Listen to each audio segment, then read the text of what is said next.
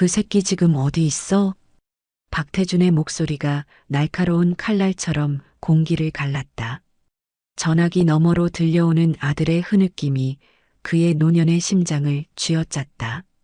아버지, 제발, 그냥 내버려 두세요. 저 알아서 할게요. 네 마누라가 그 자식이랑 바람나서 네 인생 망치고 있는데 내버려둬? 내가 그걸 어떻게 보고만 있어. 박태준은 벌떡 일어나 벽에 걸린 오래된 사진을 노려보았다. 특전사 시절 검은 베레모를 쓴 젊은 자신의 모습. 세월은 그의 체력을 앗아갔을지 몰라도 그 기계만은 앗아가지 못했다. 아버지, 폭력은 해결책이 아니에요. 법적으로 해결할 거예요. 법?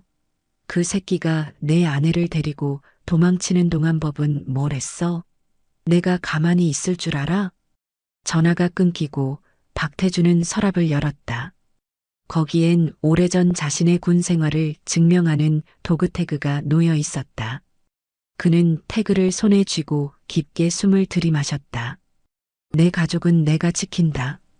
박태준, 65의 나이에도 여전히 곧게 뻗은 허리와 단단한 근육을 유지하고 있었다.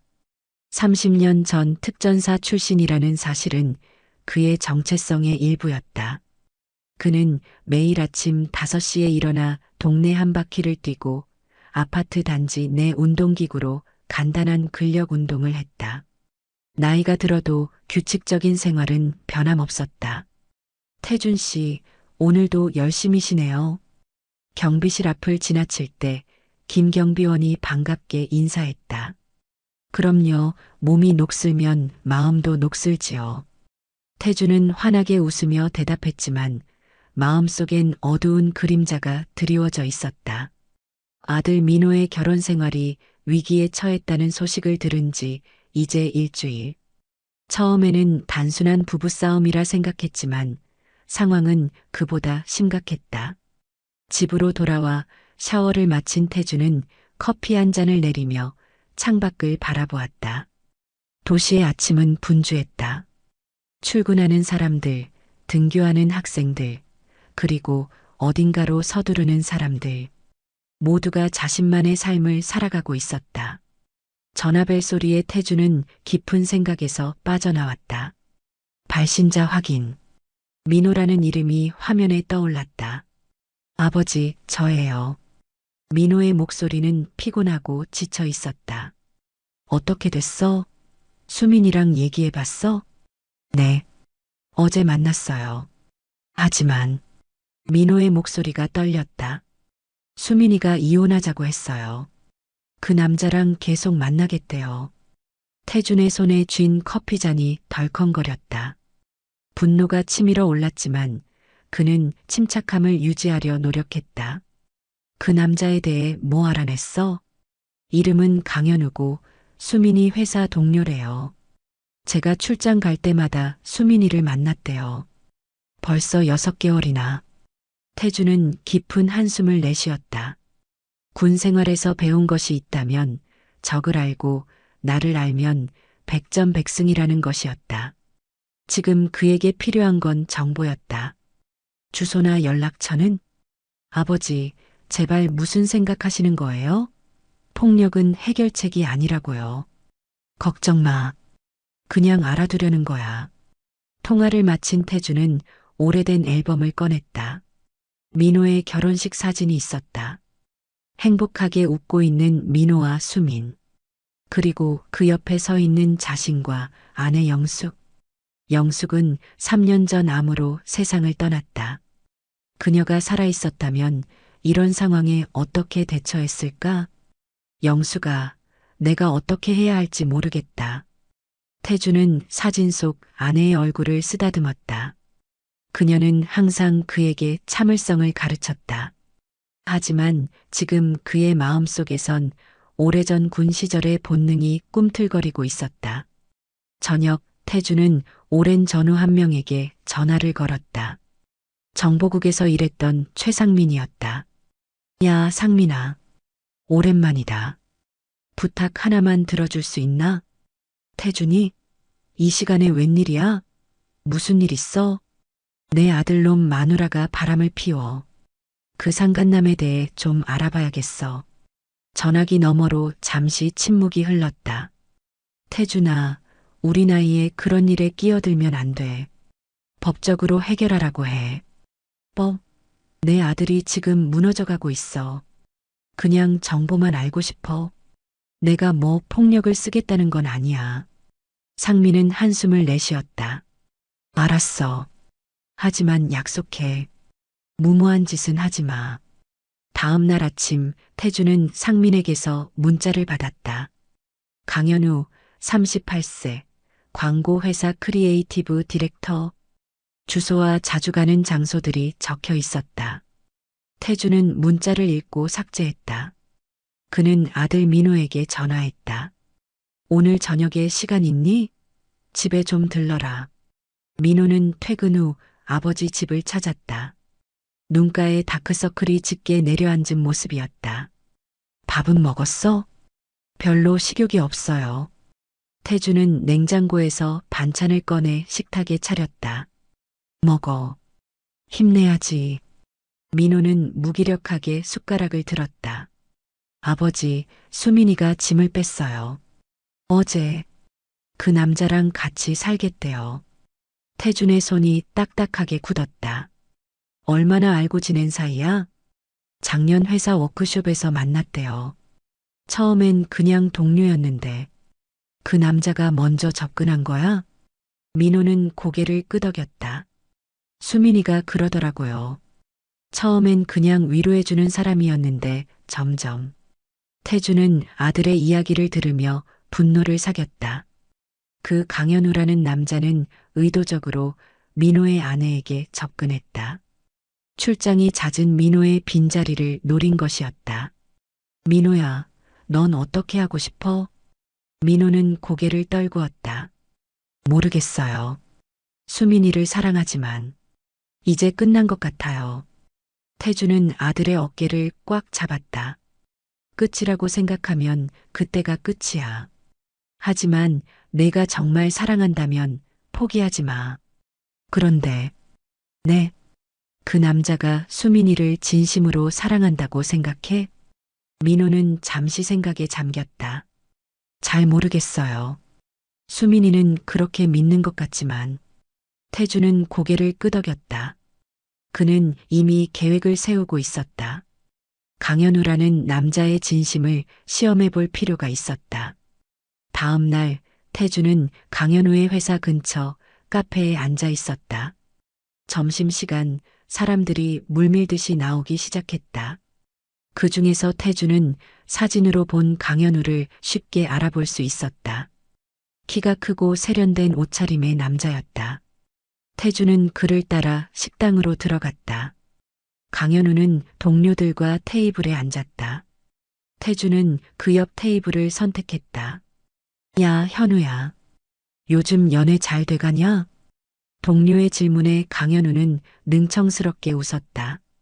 그냥 그래. 재미있게 만나는 중이야. 그 유부녀랑? 태준의 귀가 쫑긋 세워졌다. 쉿, 조용히 해. 그냥 한동안 재미 볼 거야. 진지한 건 아니고. 동료들의 웃음소리가 태준의 귀에 꽂혔다. 그는 주먹을 꽉 쥐었다가 천천히 폈다. 아직은 때가 아니었다. 식사를 마친 태준은 강현우가 일하는 회사 건물 앞 벤치에 앉았다. 그리고 전화기를 꺼내 민호에게 전화했다. 민호야, 아빠가 한 가지 알아낸 게 있어. 그 강현우라는 사람, 수민이를 진심으로 생각하는 게 아닌 것 같다. 아버지, 설마 그 사람을 만나신 건 아니죠? 만난 건 아니야. 하지만 확실한 정보를 들었어. 수민이에게 이 사실을 알려줘야 할 것 같은데. 아니에요, 아버지. 제가 말해도 수민이는 믿지 않을 거예요. 오히려 제가 꾸며낸 거라고 생각할 거라고요. 태주는 깊은 생각에 잠겼다. 그럼 직접 보여줘야 할 것 같구나. 증거가 필요해. 아버지, 제발 무슨 짓을 하실 생각이세요? 더 이상 문제를 키우지 마세요. 걱정 마. 내가 군인 출신이라고 폭력을 쓸 것 같아? 그저 진실을 밝히려는 거야. 통화를 마친 태주는 집으로 돌아갔다. 그의 머릿속에는 이미 계획이 세워지고 있었다. 그는 오래된 서랍에서 작은 녹음기를 꺼냈다. 영숙이 살아있을 때 그녀의 목소리를 녹음해 두었던 장치였다. 배터리를 갈아넣고 작동 여부를 확인했다. 다음 날 태주는 강현우가 자주 가는 바에 앉아 있었다. 정보에 따르면 그는 매주 금요일 이곳에서 동료들과 술을 마셨다. 시계는 저녁 9시를 가리키고 있었다. 여기 맥주 한 잔 주세요. 태주는 구석자리에 앉아 발을 관찰했다. 30분 후 강현우가 동료 몇 명과 함께 들어왔다. 그들은 시끌벅적하게 웃으며 테이블에 앉았다. 태주는 천천히 음료를 마시며 시간을 기다렸다. 2시간쯤 지났을 때 강현우의 동료들이 하나둘 자리를 떴다. 마침내 강현우 혼자 남았을 때 태주는 움직였다. 혹시 강현우 씨 아니신가요? 강현우는 약간 취한 눈으로 태준을 바라보았다. 네, 누구세요? 제 소개가 늦었군요. 저는 박민호의 아버지입니다. 강현우의 얼굴에서 혈색이 빠져나갔다. 그는 자리에서 일어나려 했지만 태준의 단호한 눈빛에 다시 앉았다. 무슨 말씀을 하시는지 모르는 척하지 마세요. 당신이 내 며느리 수민이와 바람 피우는 거 다 알고 있습니다. 강현우는 주변을 살폈다. 다행히 반은 시끄러웠고 그들의 대화는 다른 사람들에게 들리지 않았다. 아저씨, 이건 어른들 사이의 일이에요. 수민 씨가 선택한 겁니다. 태주는 차분하게 말했다. 내 아들의 가정을 망치는 사람에게 할 말이 많지만 오늘은 한 가지만 묻겠소. 당신은 수민이를 정말 사랑합니까? 강현우는 잠시 망설이다가 대답했다. 물론이죠. 그럼 왜 동료들에게는 그저 재미볼 여자라고 했지요? 강현우의 눈이 커졌다. 뭐라고요? 태주는 녹음기를 꺼내 재생 버튼을 눌렀다. 어제 식당에서 몰래 녹음한 강현우와 동료들의 대화가 흘러나왔다. 그 유부녀랑? 쉿, 조용히 해. 그냥 한동안 재미 볼 거야. 진지한 건 아니고. 녹음이 끝나자 태주는 녹음기를 다시 주머니에 넣었다. 강현우의 얼굴이 창백해졌다. 이걸 어떻게 해? 중요한 건 그게 아니오. 당신이 내 며느리에게 진심이 아니라는 사실이 중요하지. 이거 협박입니까? 돈이 필요하신 겁니까? 태주는 분노를 참으며 천천히 말했다. 난 돈 같은 건 필요 없소. 다만 당신에게 경고하러 왔을 뿐이요. 수민이에게서 떨어지시오. 그녀가 얼마나 상처받을지 생각해 보셨소? 강현우는 비웃듯 웃었다. 아저씨, 시대가 어느 땐데 이런 식으로 협박하세요? 수민이가 저를 선택했다고요. 당신 아들은 그녀를 행복하게 해주지 못했어요. 태주는 심호흡을 했다. 특전사 시절 배운 자기 통제력이 그를 붙들고 있었다. 마지막으로 한 번 더 말하겠소. 수민이에게서 떨어지시오. 그렇지 않으면 뭐 어쩌시겠다고요? 폭력을 쓰시겠어요? 그러면 바로 신고하겠습니다. 태주는 천천히 일어섰다. 폭력은 쓰지 않을 거요. 하지만 이 녹음본은 수민이에게 들려줄 생각이요. 강현우의 얼굴이 굳어졌다. 그러지 마세요. 수민이가 상처받을 거예요. 당신이 그걸 걱정하오? 당신 때문에 이미 많은 사람이 상처받고 있어. 태주는 발을 나섰다. 밖으로 나오자 차가운 밤 공기가 그의 뺨을 스쳤다. 그는 깊은 숨을 들이마셨다. 첫 단계는 끝났다. 이제 수민이를 만날 차례였다. 다음 날 태주는 수민이에게 전화를 걸었다. 수민아, 아버지야. 시간 좀 낼 수 있겠니? 아버지. 수민의 목소리는 불안했다. 죄송해요. 민호 오빠한테 많이 실망하셨죠? 그런 이야기는 직접 만나서 하자꾸나. 커피 한 잔 할 시간 있니? 수미는 잠시 망설이다 대답했다. 네, 알겠습니다. 어디서 만날까요? 그들은 수민이의 직장 근처 카페에서 만났다. 수미는 전과 달리 창백하고 지쳐 보였다. 많이 힘들지? 태준이 물었다. 수미는 고개를 끄덕였다. 아버지, 정말 죄송해요. 하지만 제 마음은 정했어요. 내가 너의 선택을 비난하러 온 게 아니다. 다만 내가 모르는 사실이 있어서. 태주는 녹음기를 꺼내 재생했다. 수민의 얼굴이 점점 굳어갔다. 녹음이 끝나자 그녀의 눈에서 눈물이 흘렀다. 이게 정말 현우 씨 목소리인가요? 그래. 어제 그의 회사 동료들과 대화한 내용이야. 수미는 손으로 얼굴을 가렸다. 믿을 수 없어요. 그는 저에게 민호 오빠와 이혼하면 결혼하자고 했는데.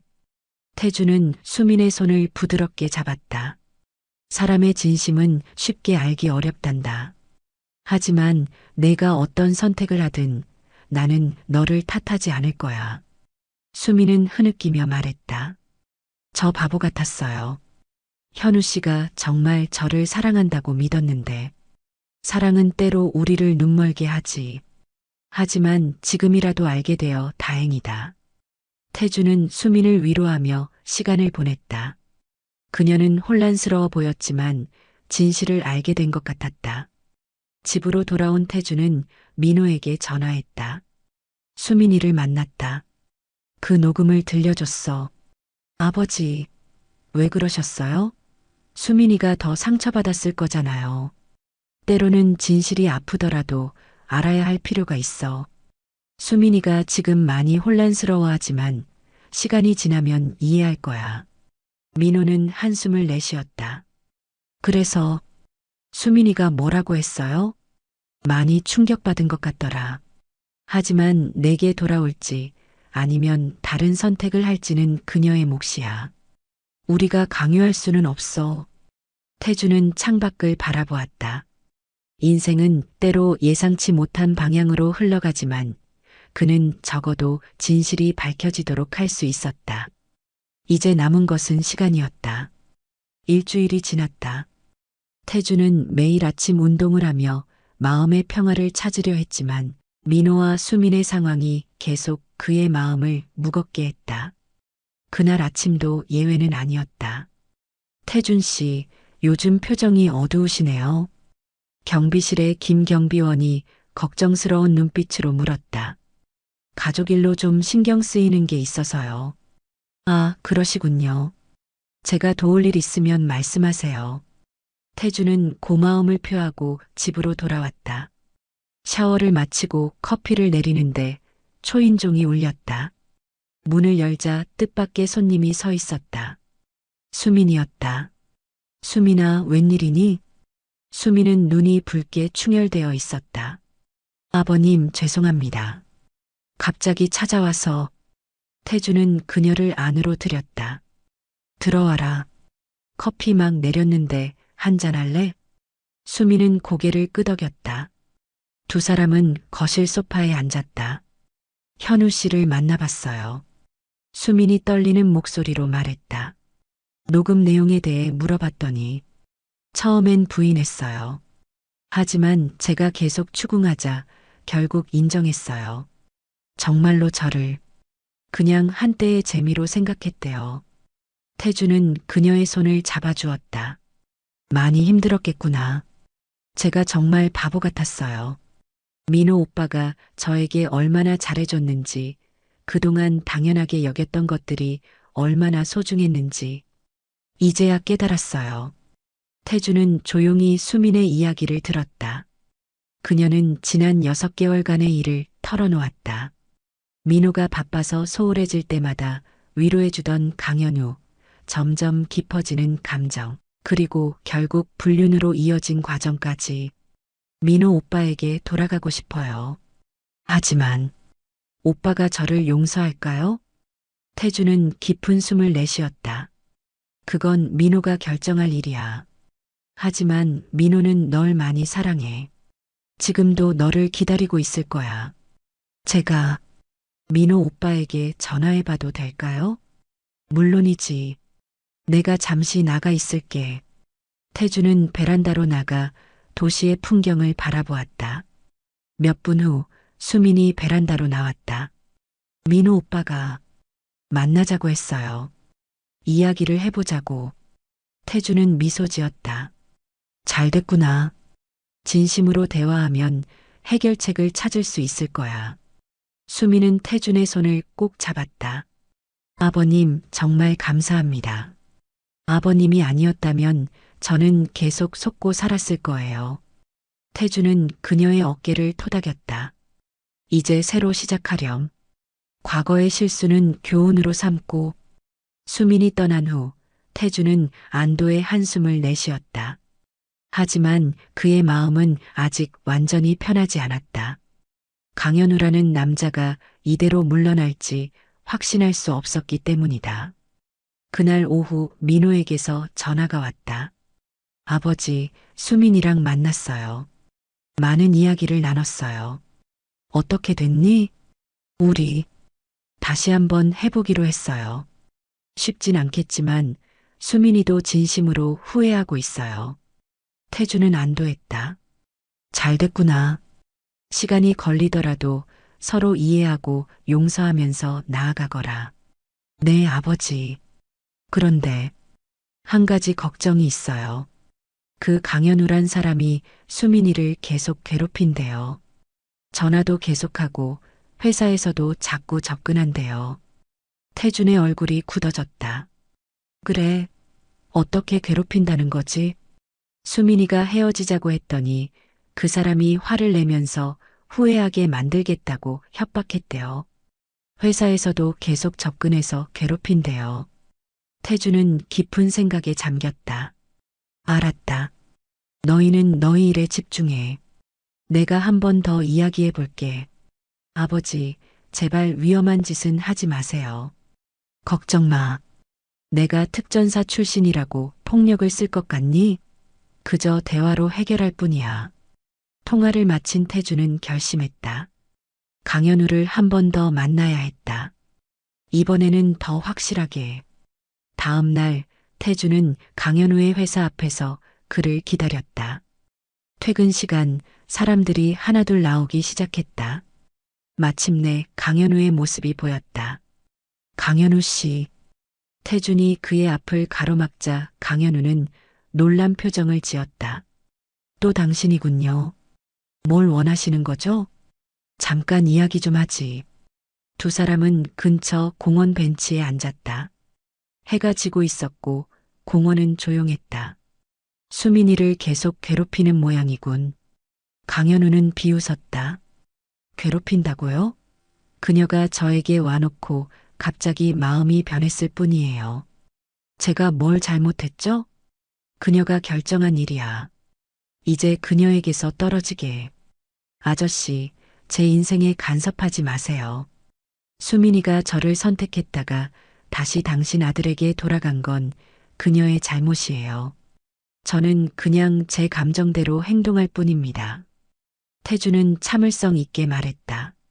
당신은 처음부터 그녀를 진심으로 생각하지 않았잖아. 이제 와서 그녀를 괴롭히는 건 순전히 자존심 때문 아닌가? 강현우는 자리에서 벌떡 일어났다. 더 이상 들을 필요 없겠네요. 경고하는데 계속 저를 찾아오면 경찰에 신고하겠습니다. 태준도 일어섰다. 내가 폭력을 쓰거나 협박한 적 있나? 그저 대화를 시도하는 것뿐인데. 이게 대화입니까? 저를 미행하고 제 대화를 녹음하고. 이건 스토킹이에요. 태주는 침착하게 대답했다. 내 가족을 지키는 일이라면 무엇이든 할 수 있지. 하지만 법의 테두리 안에서. 강현우는 태준을 노려보았다. 당신 아들이 수민이를 제대로 대했다면 이런 일도 없었을 거예요. 이제 그만 저를 내버려 두세요. 강현우가 자리를 떠나려 하자 태준이 그의 팔을 잡았다. 한 가지만 더.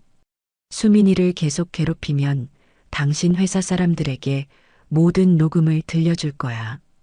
유부녀를 유혹하고 농락한 사실이 알려지면 회사 생활이 어떻게 될지 생각해 봤나? 강현우의 얼굴이 창백해졌다. 그건 협박이에요. 협박이 아니라 경고야. 수민이에게서 완전히 떨어져. 그녀가 새 출발을 할 수 있게 해줘. 강현우는 잠시 태준을 노려보다가 빠른 걸음으로 자리를 떠났다. 태준은 그의 뒷모습을 바라보며 한숨을 내쉬었다. 이것으로 충분할까? 다음 날 아침 태준은 평소보다 일찍 일어났다. 밤새 강현우와의 대화가 머릿속을 맴돌았다. 그는 자신의 행동이 옳았는지 고민했다. 특전사 시절 그는 언제나 명확한 목표와 지시에 따라 행동했다. 하지만 지금은 다른 상황이었다. 그는 가족을 지키기 위해 스스로 판단하고 행동해야 했다. 아침 운동을 마치고 돌아온 태주는 민호에게서 온 문자를 확인했다. 아버지, 수민이가 회사에 사직서를 냈어요. 강현우를 피하기 위해서요. 우리 다시 시작하려고 노력 중이에요. 태주는 안도의 한숨을 내쉬었다. 첫 번째 난관은 넘긴 것 같았다. 하지만 그의 직감은 이것으로 끝이 아니라고 말하고 있었다. 그날 오후 태주는 오랜 친구 이중석을 만났다. 중석은 퇴직 경찰로 지금은 사설 경호업체를 운영하고 있었다. 야, 태준아. 오랜만이다. 어쩐 일이야? 두 사람은 중석이 운영하는 사무실에서 만났다. 중석아, 조언이 필요해서 왔어. 태주는 민호와 수민, 그리고 강현우에 관한 이야기를 간략하게 설명했다. 그래서 내가 좀 걱정되는 게 그 강현우란 놈이 이대로 물러날지 모르겠어. 수민이가 회사를 그만뒀다지만 중석은 생각에 잠겼다. 내 말대로라면 그놈은 자존심이 상한 것 같은데 그런 타입은 쉽게 포기하지 않을 수도 있어. 그래서 말인데 혹시 수민이를 좀 지켜봐 줄 사람이 필요할 것 같아. 중석은 고개를 끄덕였다. 알았어. 우리 회사 직원 중에 믿을 만한 친구를 한 명 붙여줄게. 며칠 동안 상황을 지켜보자. 고맙다, 중석아. 그런데 태준아, 너도 조심해.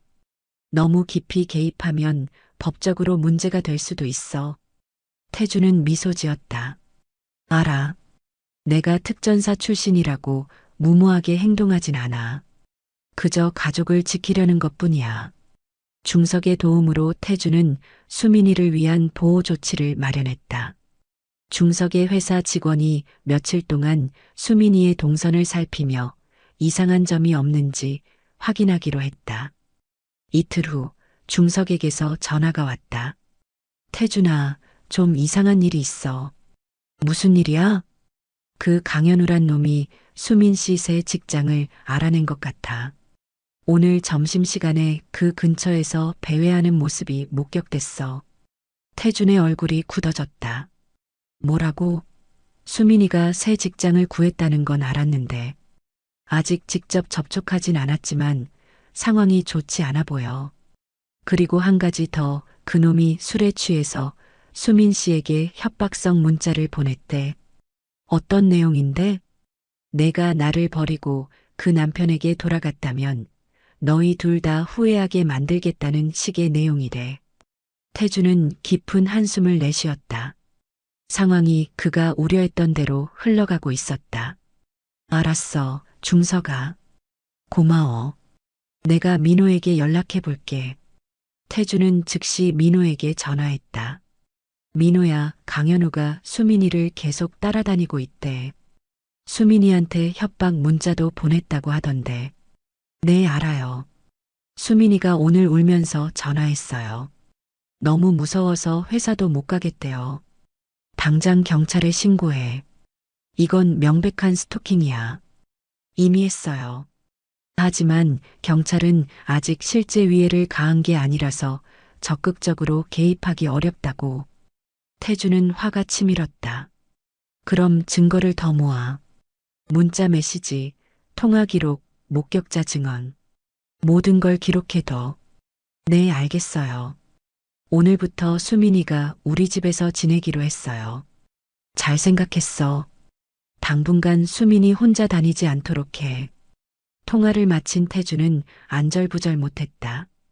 그는 창가에 서서 바깥을 바라보았다. 비가 내리기 시작했다. 빗방울이 창문을 타고 흘러내리는 모습이 마치 그의 불안한 마음을 표현하는 듯했다.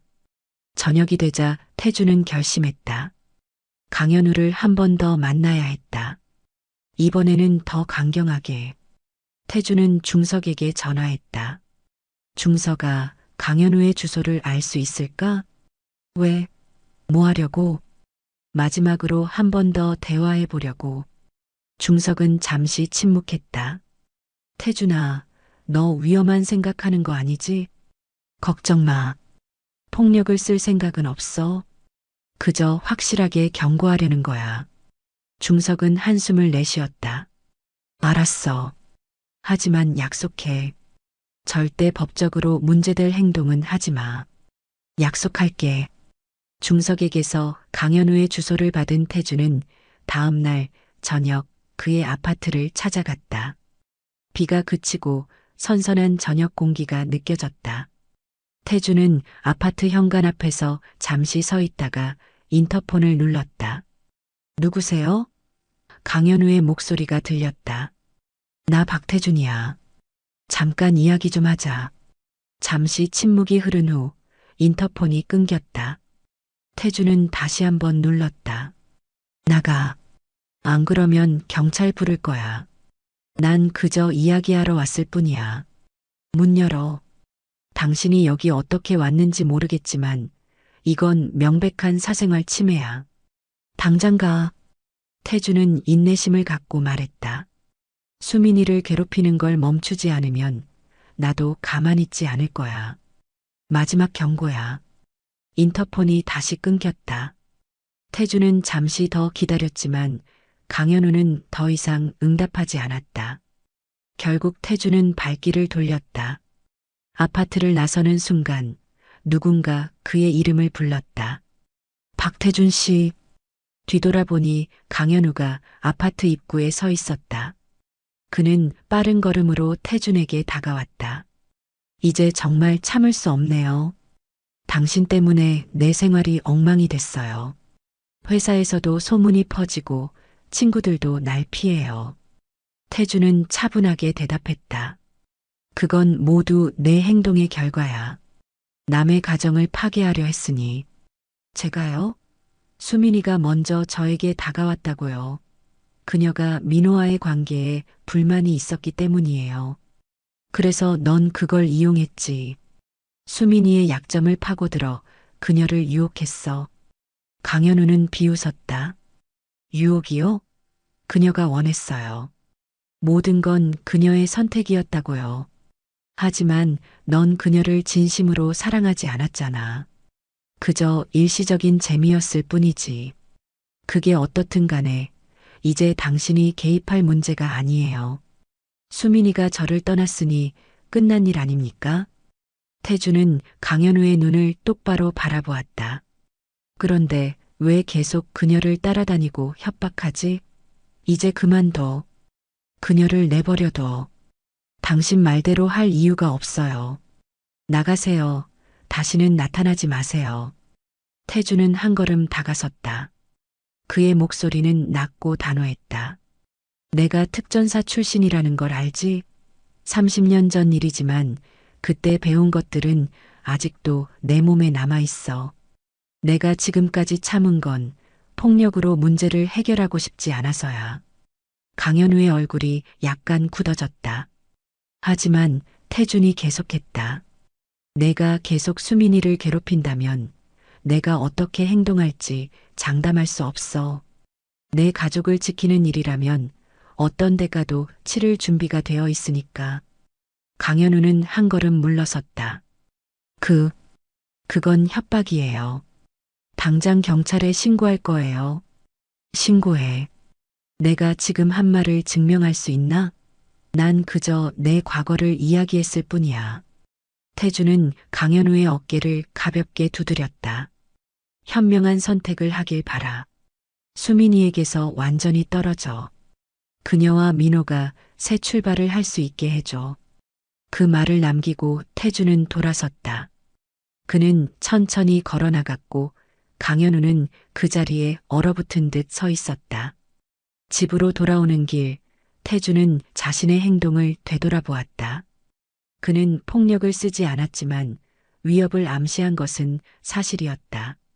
이것이 옳은 일이었을까? 하지만 그는 가족을 지키기 위해 할 수 있는 모든 것을 해야 한다고 믿었다. 다음 날 아침 태주는 민호에게서 전화를 받았다. 아버지, 강현우가 수민이에게 사과 문자를 보냈대요. 더 이상 연락하지 않겠다고. 태주는 안도의 한숨을 내쉬었다. 그래, 잘 됐구나. 아버지가 뭐 하신 거 아니에요? 내가 뭘 했겠니? 그저 그가 현명한 판단을 한 것 같구나. 민호는 잠시 침묵했다. 어쨌든 고맙습니다, 아버지. 수민이가 많이 안심했어요. 그래, 이제 너희 둘이 새롭게 시작할 수 있길 바란다. 통화를 마친 태주는 창밖을 바라보았다. 구름 사이로 햇빛이 비치고 있었다. 마치 어두운 상황이 지나가고 희망의 빛이 비추는 것 같았다. 중석에게도 연락했다. 중석아, 상황이 해결된 것 같아.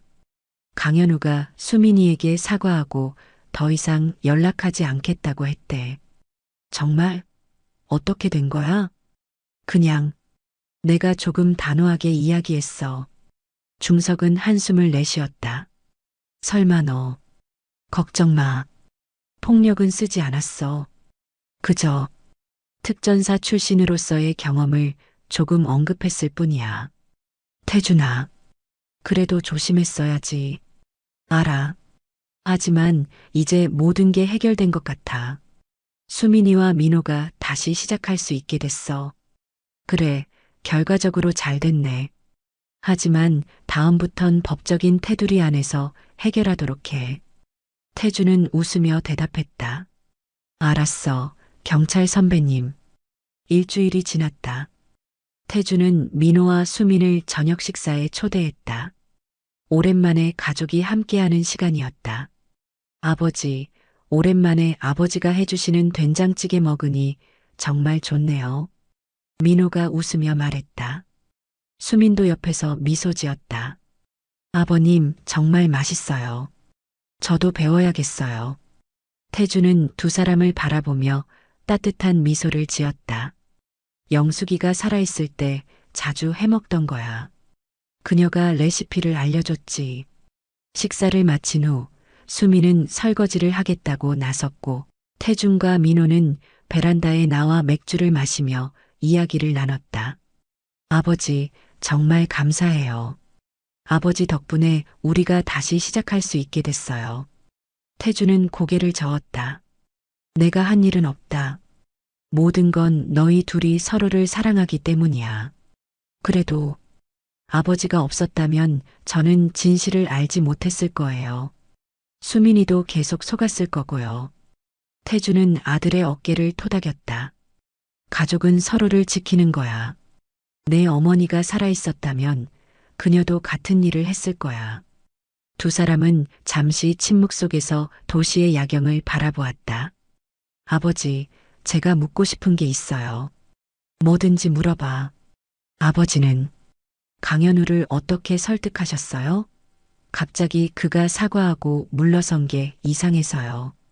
태주는 미소 지었다. 특별한 건 없었어.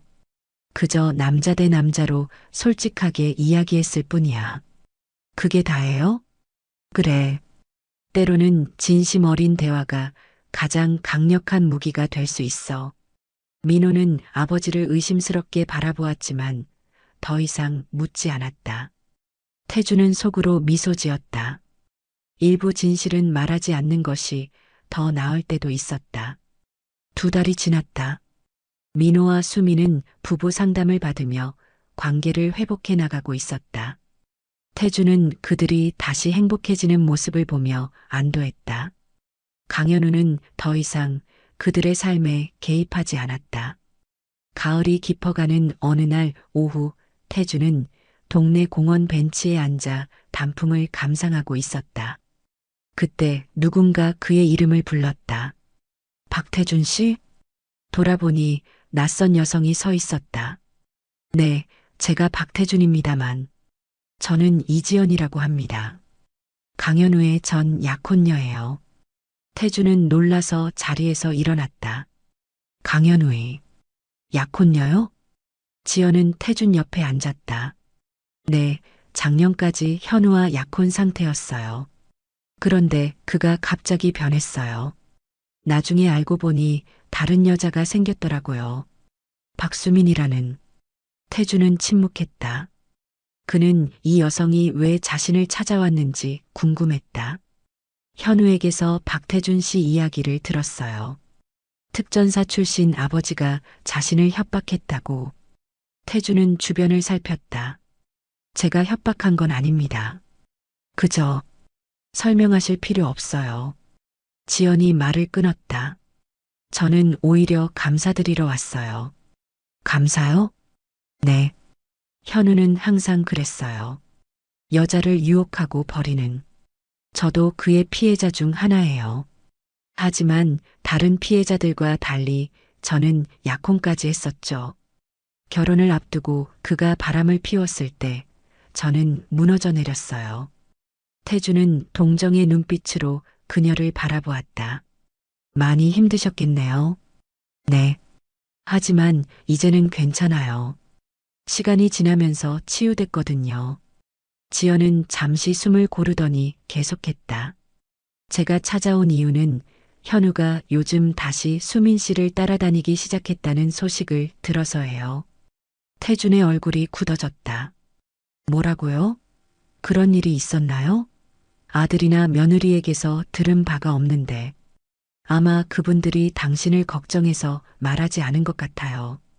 현우가 직접적으로 접근하진 않지만 멀리서 지켜보고 있다고 해요. 제 친구가 우연히 목격했거든요. 태주는 깊은 한숨을 내쉬었다. 그렇군요. 알려주셔서 감사합니다. 한 가지 더 말씀드리고 싶은 게 있어요. 지연이 가방에서 봉투를 꺼냈다. 이건 현우가 저에게 보냈던 메시지들과 이메일이에요. 그가 어떤 사람인지 보여주는 증거죠. 만약 그가 다시 문제를 일으킨다면 이걸 경찰에 제출하세요. 스토킹 전과가 있거든요. 태주는 놀란 표정으로 봉투를 받았다. 전가요? 네, 대학 시절 여자친구를 스토킹해서 경찰 조사를 받았어요. 하지만 합의로 끝났죠. 이 자료들이 도움이 될 거예요. 태주는 고개를 끄덕였다. 정말 감사합니다. 이지연 씨. 하지만 왜 저를 도와주시는 건가요? 지연은 쓸쓸한 미소를 지었다. 저도 현우의 피해자니까요.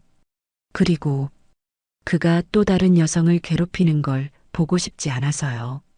그녀는 자리에서 일어났다. 이제 가봐야 해요. 부디 수민 씨와 아드님이 행복하셨으면 좋겠네요.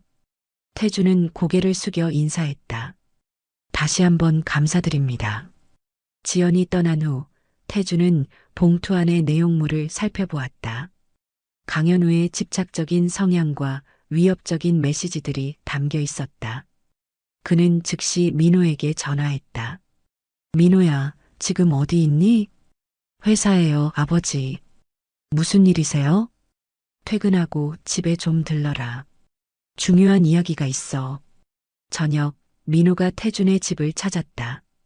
태준은 지연에게서 받은 자료와 그녀의 이야기를 전했다. 아버지, 사실은 민호가 머뭇거리며 말했다. 강현우가 다시 수민이를 따라다니기 시작했어요. 하지만 아버지가 걱정하실까봐 말씀드리지 않았어요. 태준의 표정이 심각해졌다. 왜 숨겼니? 이건 심각한 문제야. 수민이가 경찰에 신고했어요. 하지만 아직 직접적인 접촉이 없어서 적극적인 조치를 취하지 못하고 있대요. 태주는 지연이 준 자료를 민호에게 건넸다. 이걸 경찰에 제출해. 그의 스토킹 전력이 담겨 있어. 이걸로 보호 조치를 받을 수 있을 거야. 민호는 놀란 표정으로 자료를 살펴보았다. 이걸 어떻게 구하셨어요? 강현우의 전 약혼녀가 찾아왔어. 그녀도 그의 피해자였던 모양이야. 민호는 감사의 눈빛으로 아버지를 바라보았다. 아버지, 정말 감사합니다. 이걸로 수민이를 지킬 수 있을 것 같아요. 태주는 아들의 어깨를 토닥였다. 가족은 서로를 지키는 거야. 이제 법적으로 해결하자. 다음 날 민호와 수민은 경찰서를 찾아가 지연이 제공한 자료를 제출했다. 경찰은 강현우의 전과 기록과 함께 이 증거를 검토한 후 접근금지 명령을 내렸다. 하지만 태준의 불안은 쉽게 가라앉지 않았다. 그는 강현우가 법적 제재에도 불구하고 쉽게 물러서지 않을 것이라고 느꼈다. 그의 직감은 옳았다.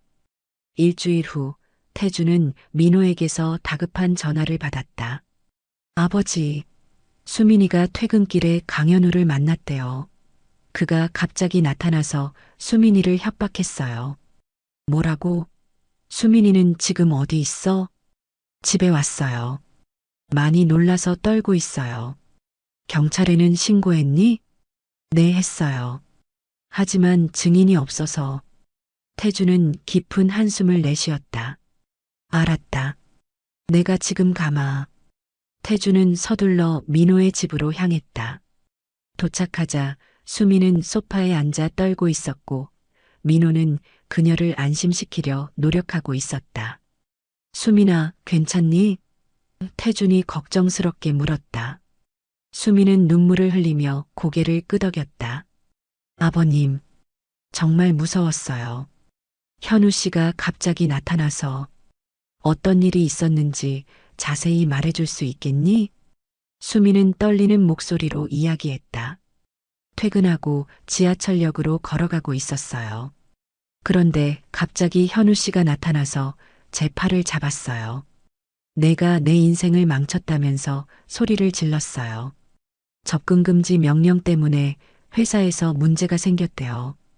그래서 어떻게 했니? 제가 소리를 질렀어요. 그러자 지나가던 사람들이 쳐다봤고 현우 씨는 저를 밀치고 도망갔어요. 너무 무서워서 바로 민호 오빠에게 전화했어요. 태주는 분노를 억누르며 침착하게 말했다. 수민아, 넌 정말 용감했어. 이제 여기서는 안전해. 우린 함께 이 문제를 해결할 거야. 민호가 끼어들었다. 경찰이 CCTV 영상을 확인하고 있어요. 하지만 접근금지 명령을 위반했다고 해도 실제로 체포되기까지는 시간이 걸릴 수 있대요. 태주는 깊은 생각에 잠겼다. 당분간 수민이는 혼자 다니지 않는 게 좋겠구나.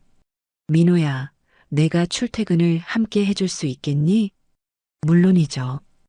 회사에 말해서 일정을 조정할게요. 태주는 수민의 손을 잡았다. 걱정하지 마.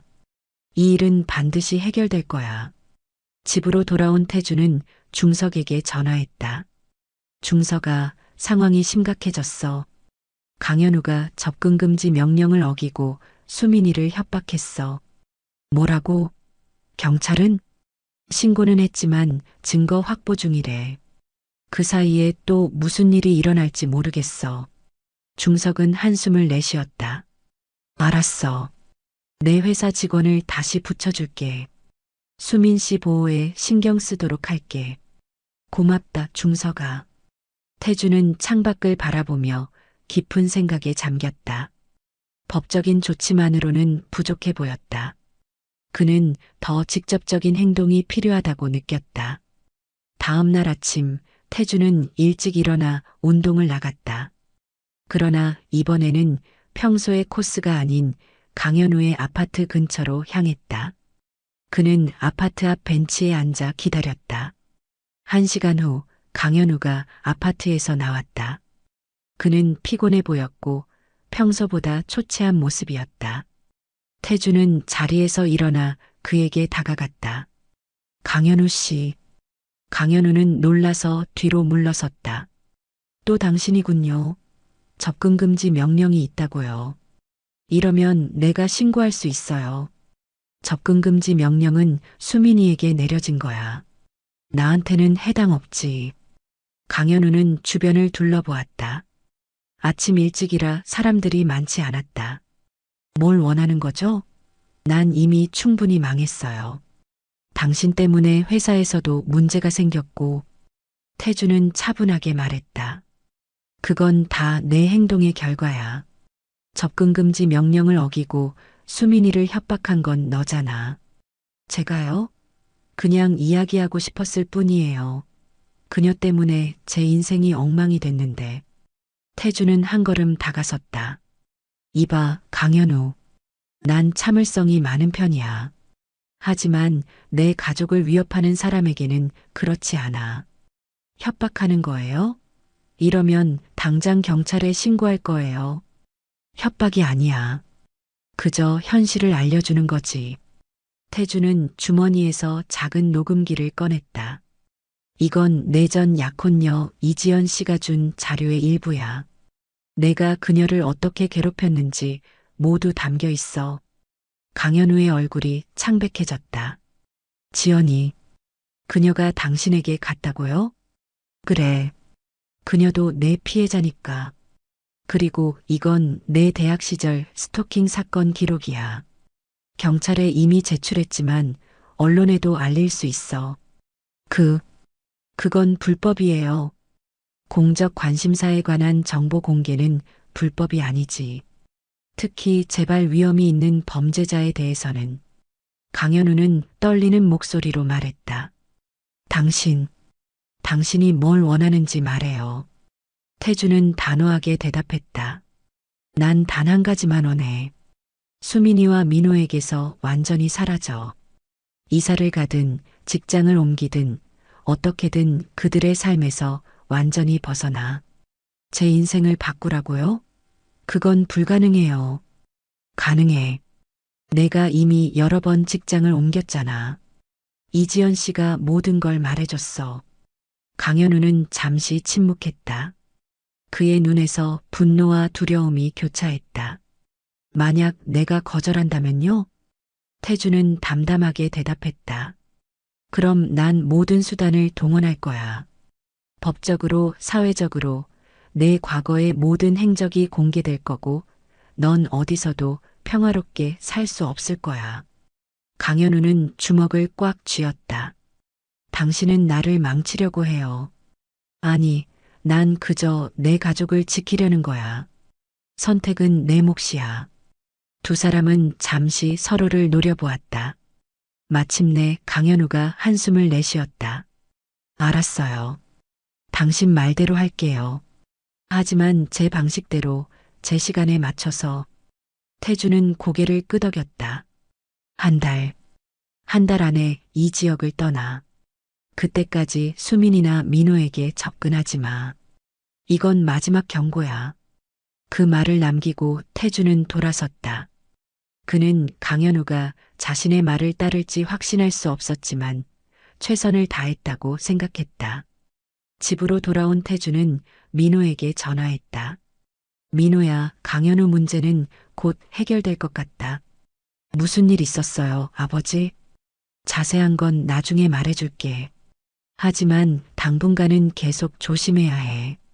수민이 혼자 다니지 않도록 해. 네, 알겠어요. 고맙습니다, 아버지. 태주는 전화를 끊고 깊은 한숨을 내쉬었다.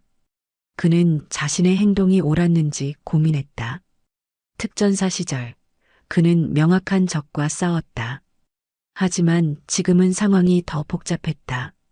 그는 단지 가족을 지키고 싶었을 뿐이었다. 이틀 후, 민호에게서 놀라운 소식이 들려왔다. 아버지, 강현우가 회사를 그만뒀대요. 수민이 회사 동료가 알려줬어요. 태주는 안도했다. 그래, 그건 좋은 소식이구나. 네, 갑자기 사직서를 내고 짐을 정리했대요. 어떻게 된 일인지 모르겠지만 정말 다행이에요. 그래, 정말 다행이다. 일주일이 더 지났을 때 중석에게서 연락이 왔다. 태준아, 강현우가 서울을 떠났어. 부산으로 이사한 것 같아. 정말? 어떻게 알았어? 내가 조금 조사해봤지. 그가 부산의 한 회사에 취직했더라고. 이제 정말 끝난 것 같아. 태주는 안도의 한숨을 내쉬었다. 고맙다, 중서가. 이제 정말 끝난 것 같구나. 그날 저녁 태주는 오랜만에 편안한 마음으로 잠자리에 들었다. 그는 영숙의 사진을 바라보며 중얼거렸다. 영숙아, 우리 아들 가정이 다시 평화를 찾았어. 내가 있었다면 좋아했을 텐데. 한 달이 지났다. 민호와 수미는 점차 예전의 행복을 되찾아가고 있었다. 그들은 부부 상담을 계속 받으며 서로에 대한 이해와 신뢰를 쌓아갔다. 태주는 일요일 점심에 두 사람을 초대했다. 그는 정성껏 식사를 준비하고 그들을 기다렸다. 아버지 왔어요. 민호와 수민이 들어왔다. 두 사람 모두 밝은 표정이었다. 어서 와라. 식사 준비 다 됐다. 세 사람은 식탁에 앉았다.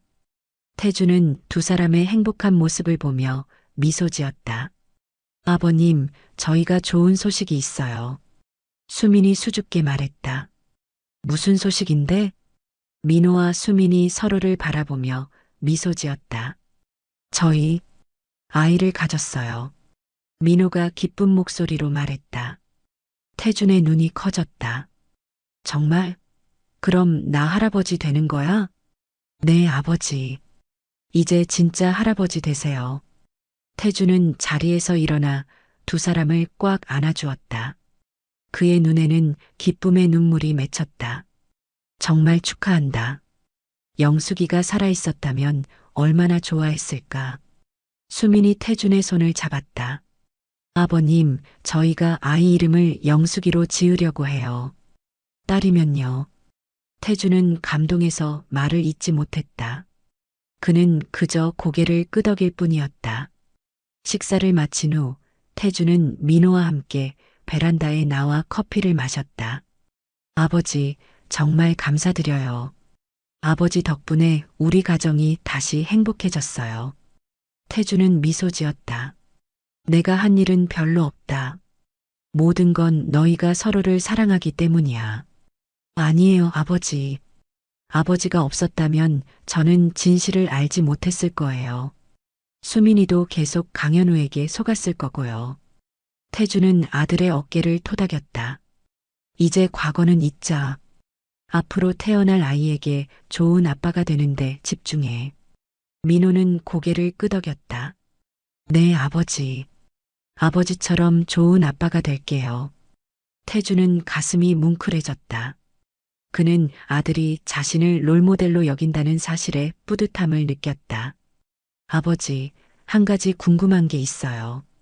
강현우가 갑자기 회사를 그만두고 부산으로 간 건 혹시 아버지가 뭔가 하신 건가요? 태주는 미소 지었다. 내가? 아니, 그저 그가 현명한 판단을 한 거지. 민호는 의심스러운 눈빛으로 아버지를 바라보았지만 더 이상 묻지 않았다. 어쩌면 알지 않는 편이 나을 수도 있는 일이었다. 태주는 하늘을 바라보았다. 구름 사이로 햇빛이 비치고 있었다. 그는 영숙이 어딘가에서 자신을 지켜보고 있다고 느꼈다. 그리고 그녀가 자랑스러워할 거라고 믿었다. 1년이 지났다. 태준의 집에는 웃음소리가 가득했다. 민호와 수미는 건강한 여자아이를 출산했고 아이의 이름은 약속대로 영숙이라고 지었다. 작은 영숙이는 태준의 삶에 새로운 기쁨을 가져다 주었다.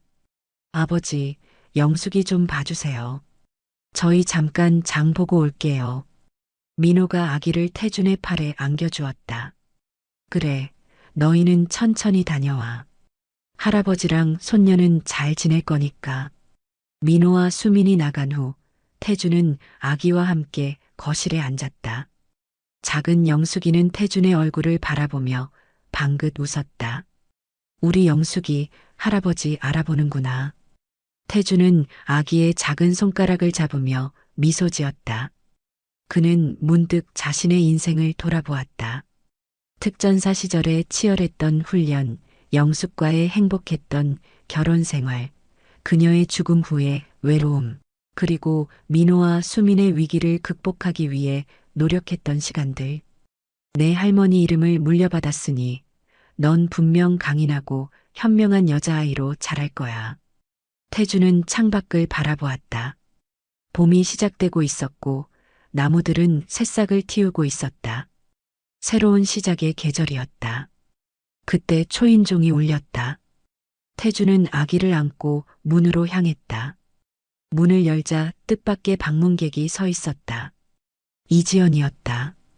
박태준 씨, 안녕하세요.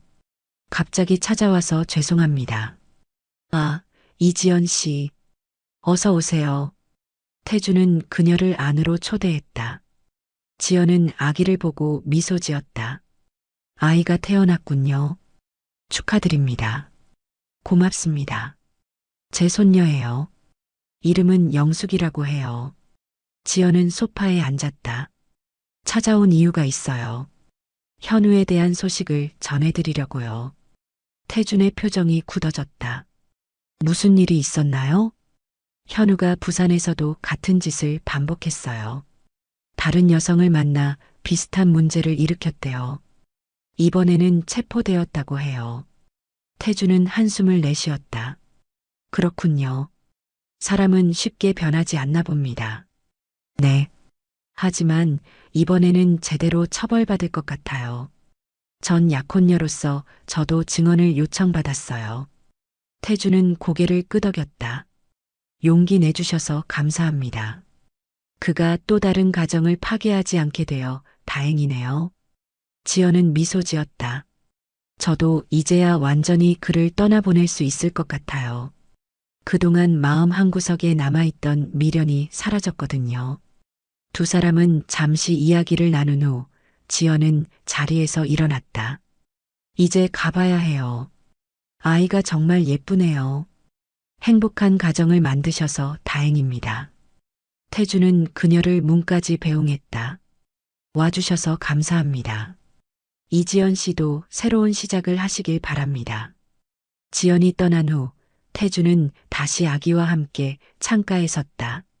봄 햇살이 따스하게 내리쬐고 있었다. 영수가 세상에는 어려운 일도 많지. 하지만 가족이 함께한다면 어떤 어려움도 이겨낼 수 있어. 아기는 마치 이해한 듯 방긋 웃었다. 저녁, 민호와 수민이 돌아왔다. 세 사람은 함께 저녁 식사를 했고 태주는 지연의 방문에 대해 이야기했다. 강현우가 또 같은 짓을 했다니 정말 놀랍네요. 민호가 말했다. 사람의 본성은 쉽게 변하지 않는 법이지. 태준이 대답했다. 하지만 이번에는 제대로 처벌받을 것 같아. 수미는 아기를 안으며 말했다. 저도 한때 그의 말에 속았었죠. 하지만 이제는 정말 행복해요. 아버님, 그때 진실을 알려주셔서 정말 감사해요. 태주는 미소 지었다. 가족은 서로를 지키는 거야. 내가 한 일은 당연한 거였어. 식사를 마친 후 민호와 수미는 아기를 데리고 집으로 돌아갔다. 혼자 남은 태주는 베란다에 나가 밤하늘을 바라보았다. 별들이 반짝이고 있었다. 영수가 우리 손녀 봤지? 내 이름을 물려받은 아이야. 넌 항상 우리 곁에 있어. 그는 별을 바라보며 미소 지었다. 인생에는 여러 시련이 있지만 그것을 이겨내고 나면 더 강해진다는 것을 그는 알고 있었다. 특전사 시절 배운 교훈이었다. 다음 날 아침 태주는 여느 때와 같이 일찍 일어나 운동을 나갔다. 동네 공원을 달리며 그는 지난 1년을 돌아보았다. 가족의 위기, 그것을 극복하기 위한 노력, 그리고 지금의 행복. 모든 것이 하나의 이야기로 연결되어 있었다. 태준 씨, 오늘도 열심히시네요. 경비실의 김 경비원이 반갑게 인사했다. 그럼요. 이제 손녀를 위해서라도 건강해야죠. 손녀요? 아, 축하드립니다. 정말 복 받으셨네요. 태주는 웃으며 고개를 끄덕였다. 네, 정말 복 받았습니다. 집으로 돌아온 태주는 샤워를 마친 후 커피를 내렸다. 그리고 그는 서랍에서 오래된 앨범을 꺼냈다. 영숙과 함께했던 시간, 민호의 어린 시절, 그리고 최근에 추가된 작은 영숙이의 사진들. 인생은 계속되고 있었다. 그는 창밖을 바라보았다. 봄 햇살이 따스하게 내리쬐고 있었다. 새로운 시작의 계절이었다. 태주는 미소 지었다. 그는 이제 알고 있었다. 가족을 지키는 것이 무엇인지, 진정한 용기가 무엇인지. 특전사 출신의 할아버지로서 그는 이제 새로운 임무를 가지고 있었다. 손녀 영숙이를 지키고 그녀가 행복하게 자랄 수 있도록 돕는 것. 그리고 그는 그 임무를 기꺼이 받아들였다. 영숙아, 할아버지가 항상 지켜줄게. 태주는 창밖으로 펼쳐진 봄 풍경을 바라보며 미소 지었다. 인생의 계절은 계속 변하지만 가족의 사랑은 변하지 않는다. 그것이 그가 특전사 시절부터 지금까지 지켜온 가장 중요한 가치였다.